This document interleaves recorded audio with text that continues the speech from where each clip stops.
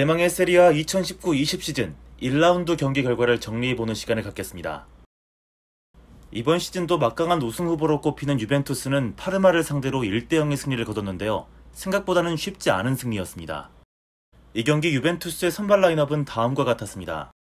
일단 의문점이 들었던 것은 칸셀루를 팔아먹었다고는 하지만 왜 또 데실리오가 선발이냐는 점과 중원 영입 잘해놓고 왜 또 마투이디 케디라가 떡하니 들어와 있냐는 점이었습니다.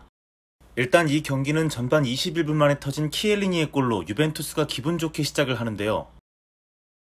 뒤이어 날강도의 골이 터지지만 아주 미묘하게 VAR로 옵사이드가 선언되며 키엘리니의 골로 1대0 승리를 기록하게 됩니다.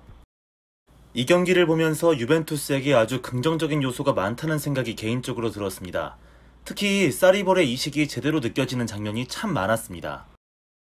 예를 들어보자면 이런 아기자기한 패스게임으로 조금씩 상대 중원을 잠식하고 게임을 풀어가는 장면은 지난 시즌 알레그리 감독 밑에서는 거의 찾아보기 힘든 것이었거든요. 거기다 게르그로 여겨졌던 이과인도 좋은 플레이로 부활을 기대케 했습니다. 측면에서 더글러스 코스타의 움직임도 인상 깊었습니다. 특유의 스피드와 킥력이 돋보이는 장면이 많았죠.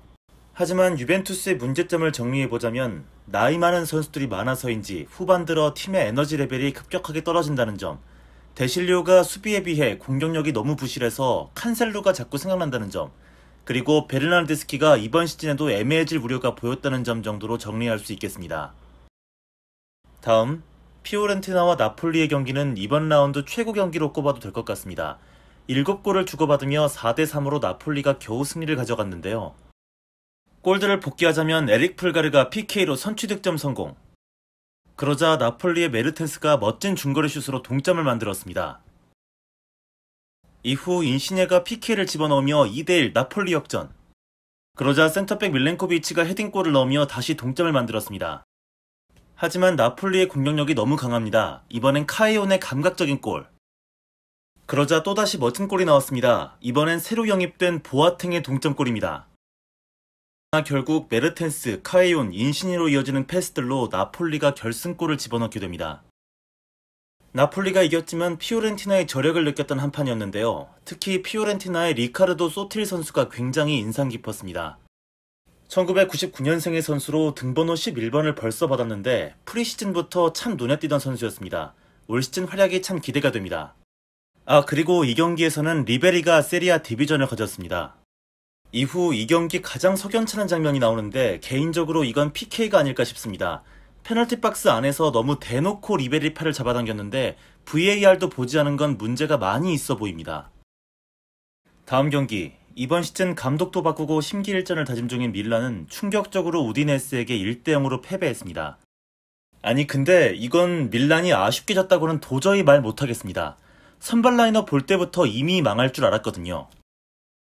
진짜 프리시즌은 왜 한 겁니까? 뻔히 피용텍과 카스티에오 투톱은 안 된다는 것을 프리시즌 내내 확인하고도 또 이 카드를 냈습니다.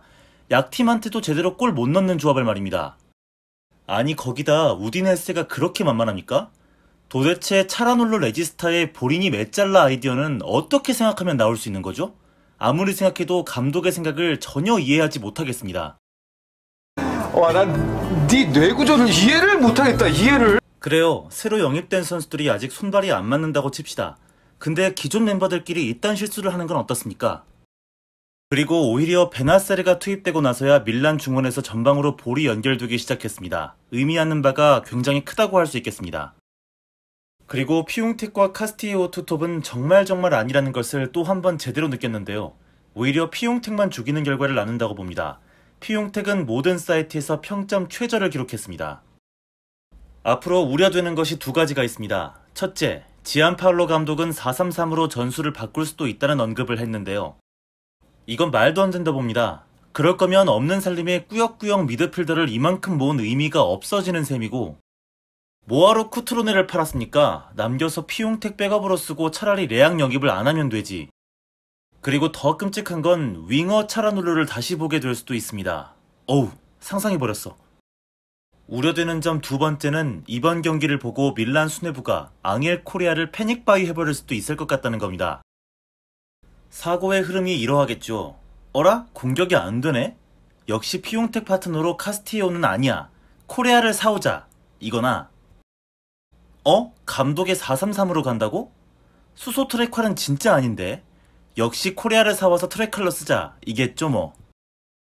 어쨌든 밀란 팬분들께 심심한 위로를 건네겠습니다. 다음 경기 승격팀 브레시아는 PK골을 바탕으로 칼리아리의 1대0 승리를 거뒀습니다. FM 슈퍼번자로 유명한 산드로 토날리가 꽤 좋은 활약을 보여줬다고 하던데요. 앞으로 브레시아 경기를 좀 챙겨봐야 할 이유가 생긴 것 같습니다. 물론 이 형 때문에라도 칼리아리 경기를 챙겨볼 이유가 제게는 있을 것 같습니다. 헬라스 베로나와 볼로냐의 경기는 1대1 무승부로 끝났습니다. 사실 이승우 선수가 출전 명단에서 완전히 제외되면서 관심이 1도 없는 경기가 바로 이 경기였습니다. 다만 추억의 이름들이 골을 주고받았는데요. 니콜라 산소네가 PK 득점, 그리고 왕년의 FM 본좌 미구엘 벨로스가 기가 막힌 프리킥골로 동점을 만들었습니다. 근데 이제 다시는 베로나에 관심 줄 이유가 없을 것 같습니다. 이승우 선수 떠나는 것 같습니다. 베트남의 콩푸엉 선수가 뛰고 있는 팀이라고 하던데요. 참 인생 얄궂습니다. 아시안게임에서 베트남을 떨어뜨린 이승우 선수가 콩푸엉과 팀 동료라니. 어쨌든 베로나는 인테르의 유망주 공격수 에디 살세도를 임대로 데려와 이승우의 빈자리를 메꿀 것 같습니다. 다음 경기 로마는 제노아와 3대3으로 비겼습니다. 여기도 골이 제법 많이 나왔는데요. 로마에게는 희망과 우려가 공존했던 한 판이 아니었나 싶습니다. 지난 시즌 슬럼프를 겪던 윈데르가 원더골을 기록했고, 지난 시즌 노쇠와 우려를 보이던 제코도 완벽하게 다시 살아나는 조짐을 보여주었으며, 역시 나이가 우려되는 콜라로프도 프리킥골을 만들어냈습니다. 하지만 수비 쪽에서는 엄청나게 우려가 됩니다. 첫 실점도 주앙이 제대로 클리어링을 하지 못했고, 두 번째 실점도 주앙이 미친 태클로 PK를 주면서 내주고 말았습니다. 인테르 팬으로서 로마 팬들께 죄송하다는 말씀 올립니다. 걔 인테르 선수였잖아요. 그나저나 빨리 루간이라도 안 사오면 진짜 큰일 날 것 같은데요. 로마 수비 영입 시급해 보입니다. 삼프도리아와 라치오의 경기는 라치오의 3대0 완승으로 가볍게 끝났습니다. 임모빌레의 멀티골도 의미가 있지만 지난 시즌 완전히 부진했던 루이스 알베르토가 부활하는 모습이 보였다는 점이 상당히 고무적인 부분으로 보였습니다. 스팔과 아탈란타의 경기는 3대2 아탈란타의 승리입니다. 그야말로 아탈란타라는 팀의 저력을 느낄 수 있었습니다. 2대0으로 지고 있다가 3골을 집어넣고 3대2 역전승을 거뒀는데요. 무리엘이 미쳤던 한판이었습니다. 무리엘과 자파타 듀오 상당히 기대가 많이 됩니다. 다음 토리노는 까다로운 팀 사수올로를 2대1로 이기고 승리를 가져갔습니다. 특히 토리노는 주중에 있었던 울버스와의 유로파리그 플레이오프 경기를 홈에서 패하며 분위기가 상당히 가라앉아 있었을 텐데 다행히 일찍 털어버렸습니다. 그리고 이번 라운드 마지막 경기 인테르와 레체의 경기는 인테르의 4대0 완승으로 끝이 났습니다. 경기가 시작되기도 전에 라인업을 보고 좆됐다라는 말이 절로 나왔던 경기였습니다. 이 환장의 3백을 보세요. 데브라이가 갑작스럽게 감기 기운이 있어 라노키아가 급하게 대신 나오게 됐습니다. 아니 수비 3명 중에 2명이 라노키아와 담브로시오라니. 거기다가 오른쪽 윙백으로 칸드레바라뇨.